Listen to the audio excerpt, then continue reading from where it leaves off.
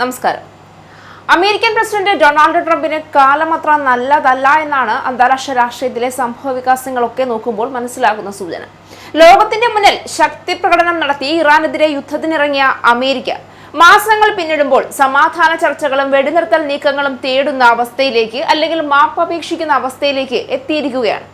ഇറാനുമായുള്ള ചർച്ചകൾ ഇപ്പോഴും അനിശ്ചിതത്വത്തിലാണ്. ഹോർമുസ് കടലിടുക്കിന്റെ പുനഃതുറക്കലും നഷ്ടപരിഹാരവുമായി ബന്ധപ്പെട്ട ട്രംപിന്റെ ആവശ്യങ്ങളും പുതിയ പ്രതിസന്ധികൾക്ക് വഴിയൊരുക്കുകയുമാണ്. ഈ പശ്ചാത്തലത്തിൽ മറ്റൊരു മുന്നണി കൂടി തുറക്കുകയാണ് ട്രംപ്.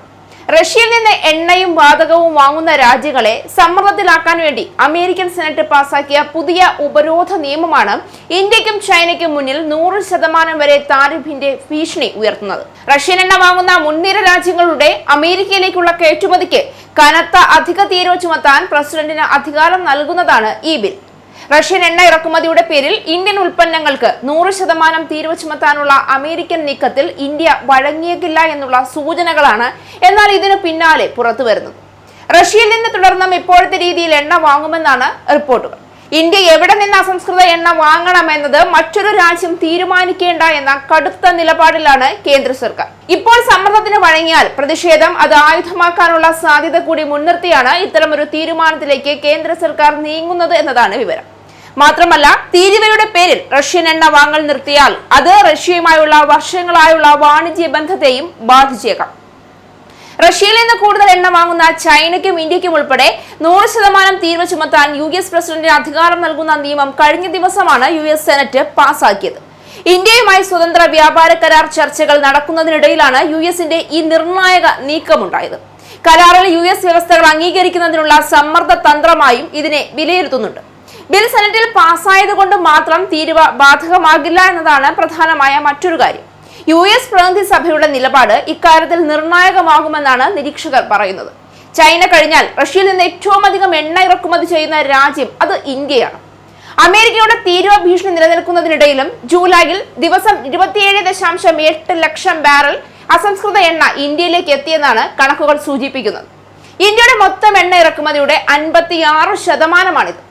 ഇതുവരെയുള്ളതിൽ ഒരു മാസത്തെ ഏറ്റവും ഉയർന്ന റഷ്യൻ എണ്ണ ഇറക്കുമതിയും ഇതാണ്. അമേരിക്ക 25% പിഴ തീരുവ ചുമത്തിയതിനെ തുടർന്ന് 2025 ഓഗസ്റ്റ് 27 മുതൽ റഷ്യയിൽ നിന്ന് എണ്ണ വാങ്ങുന്നത് ഇന്ത്യ കുറച്ചിരുന്നു.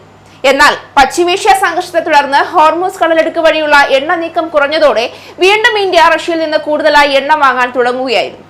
ഇതേസമയം തന്നെ US കൂടുതൽ ഇളവുകൾ പ്രഖ്യാപിക്കുകയും ചെയ്തു. യുക്രൈനുമായുള്ള യുദ്ധത്തിൽ റഷ്യയിലെ എണ്ണ സംസ്കൃത കേന്ദ്രങ്ങൾ തകർന്നതിനെ തുടർന്ന് ഇന്ത്യയിൽ നിന്ന് റഷ്യ സംസ്കരിച്ച ഇന്ധനം വാങ്ങുന്നുണ്ട്.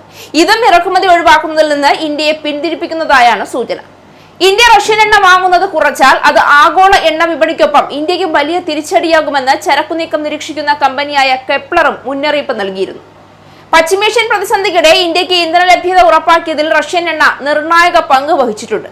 അമേരിക്കൻ തീരുവയുടെ പേരിൽ ഇന്ത്യ ഉൾപ്പെടെയുള്ള രാജ്യങ്ങൾ റഷ്യൻ എണ്ണ വേണ്ട എന്ന് വെച്ചാൽ ആഗോള വിപണിയിൽ എണ്ണവില ഇനിയും കുതിച്ചുവരും. ഇത് രാജ്യത്തെ ഇറക്കുമതി ചെലവ് കൂട്ടും. ചില്ലറ വിപണിയിൽ നിന്ന് ഇന്ധനവില കൂട്ടാനും ഇന്ത്യ നിർബന്ധിതമാകും.